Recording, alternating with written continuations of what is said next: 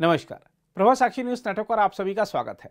भजन लाल शर्मा राजस्थान के नए मुख्यमंत्री होंगे, यह वाकई अपने आप में बड़ी खबर है। लेकिन इससे भी बड़ी खबर यह है कि बीजेपी नेतृत्व पूर्व मुख्यमंत्री वसुंधरा राजे के किसी दबाव में नहीं आया और प्रदेश की कमान पहली बार विधायक बने भजन लाल शर्मा को सौंप दी। यही नहीं, जिन दिया कुमारी का वसुंधरा राजे विरोध करती थीं, उन्हें राज्य का नया उप मुख्यमंत्री बनाया गया है। खास बात यह रही कि विधायक दल की बैठक में भजन लाल शर्मा के नाम का प्रस्ताव उन वसुंधरा राजे से करवाया गया जो कि चुनाव परिणाम आने के बाद से लगातार जयपुर के सिविल लाइंस स्थित अपने घर पर विधायकों के साथ बैठक कर पार्टी नेतृत्व के समक्ष शक्ति प्रदर्शन कर रही थी। यही नहीं, जब भजन लाल शर्मा राजभवन जाकर राज्यपाल कलराज मिश्र से मुलाकात कर सरकार बनाने का दावा पेश कर रहे थे, तब भी वसुंधरा राजे वहां उपस्थित थी। देखा जाए तो राजस्थान में बीजेपी के विपक्ष में रहने के दौरान 5 साल वसुंधरा राजे घर बैठी रहीं और विपक्ष के नेता के रूप में अपनी जिम्मेदारियों का सही से निर्वहन नहीं किया। यही नहीं, निवर्तमान मुख्यमंत्री अशोक गहलोत ने जब यह खुलासा किया था कि सचिन पायलट की बगावत के दौरान वसुंधरा राजे ने बीजेपी को उनकी सरकार गिराने से रोका था, तो यह भी साफ हो गया था कि वसुंधरा राजे गहलोत के साथ तो राजनीतिक मित्रता निभा रही हैं, लेकिन उस पार्टी का वह साथ नहीं दे रही हैं जिसने उन्हें 2 बार मुख्यमंत्री बनाया था। और आपको याद दिला दें कि स्वर्गीय भैरव सिंह शेखावत और जसवंत सिंह जैसे बीजेपी के कद्दावर नेता वसुंधरा राजे के विरोध में थे, लेकिन अटल आडवाणी की जोड़ी ने फिर भी उन्हें 2003 में मुख्यमंत्री बना दिया था। मुख्यमंत्री बनते ही वसुंधरा राजे ने सरकार और संगठन पर ऐसी पकड़ बनाई थी कि राजस्थान में बीजेपी के केंद्रीय नेतृत्व की कुछ चलती ही नहीं थी। वेंकैया नायडू, राजनाथ सिंह, नितिन गडकरी के अध्यक्षीय कार्यकाल में तो वसुंधरा राजे ने पार्टी नेतृत्व की सुनी ही नहीं, लेकिन अब मोदी शाह के युग में बीजेपी नेतृत्व ने वह काम कर दिखाया है जो कि कभी सोचा भी नहीं जा सकता था। बीजेपी ने इस बार विधानसभा चुनाव के दौरान शुरू से ही वसुंधरा राजे को किनारे कर रखा था।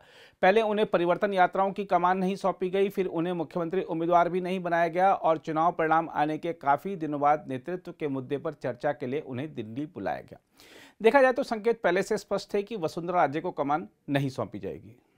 वैसे मोदी शाह की जोड़ी ने सिर्फ अपनी पार्टी में परिवर्तन नहीं किया है, बल्कि परिवर्तन की दिशा में आगे बढ़ने के लिए कांग्रेस को भी प्रेरित कर दिया है। कांग्रेस तमाम प्रयासों के बावजूद अशोक गहलोत से मुख्यमंत्री का पद नहीं छीन पाई थी और अब भी गहलोत जिस तरह से पार्टी में प्रभावी हैं, उसके चलते कांग्रेस में सचिन पायलट का भविष्य अधर में ही है। संभव है बीजेपी से सीख लेते हुए कांग्रेस भी अशोक गहलोत की बजाय पायलट या किसी अन्य को कमान सौंपे।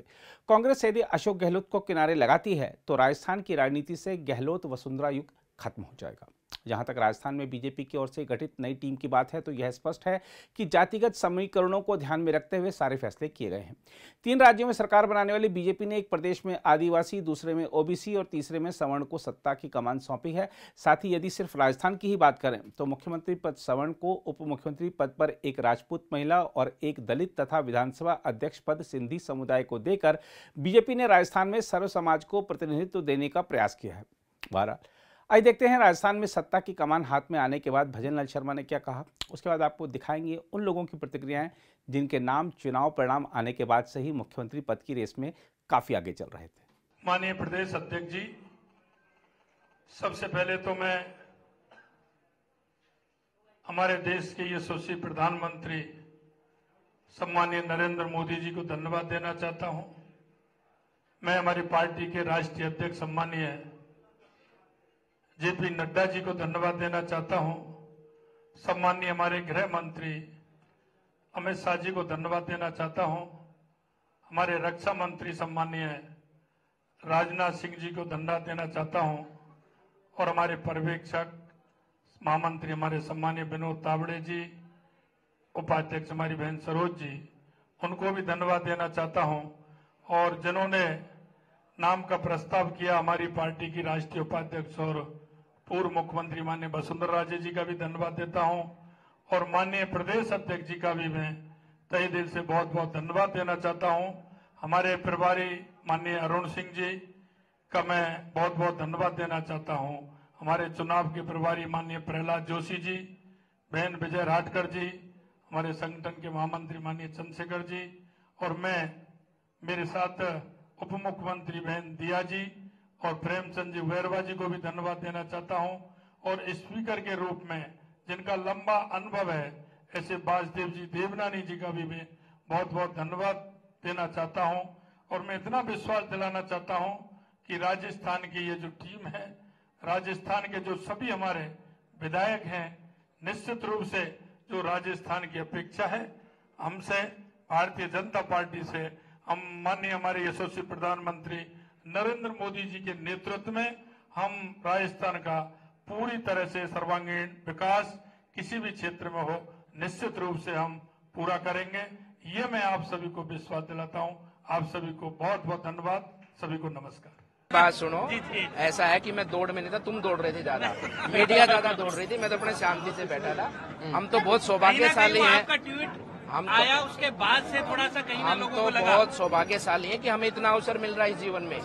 लाखों करोड़ों लोग रोज पैदा होते हैं और हम उनमें से एक सौभाग्यशाली हैं कि जिनको पार्टी ने अवसर दिया है जीवन में सेवा करने का अवसर मिला। कांग्रेस सरकार में जिस तरह पेपर लीक हो रहे थे, लेकिन भाजपा के सरकार में 3 मुख्यमंत्री बने और कहीं भी थोड़ा सा भी 1% भी लीकेज नहीं है। विधायक बहुत यही तो हमारे पार्टी की खूबी है और यही हमारा अनुशासन है। और आने वाले समय पर देखेंगे कि बहुत बेहतर काम राजस्थान में होने वाला। संतुलन बहुत अच्छा है और सभी के सहयोग से, और हमारे जो माननीय मुख्यमंत्री जी श्री भजन लाल जी हैं, उनके साथ डिप्टी सीएम दिया जी हैं, बैरवा जी हैं, और हमारे स्पीकर हैं देवनानी जी हैं, सबके साथ मिलकर उनके मार्गदर्शन पर और माननीय प्रधानमंत्री जी के नेतृत्व पर राजस्थान विकास के पथ पर आगे बढ़ेगा। बाहर के सपोर्टर कह रहे थे कि वसुंधरा जी सपोर्टर कह रहे थे कि जो वो नाराज है वो लोग। नहीं, ऐसी कोई बात नहीं। आप लोग नई बातें मत बनाओ यार, कोई बात ही नहीं है। आप लोग खुद बना देते हो और खुद ही अपने तरीके से आप चीजों को आगे बढ़ाते हो, गलत है।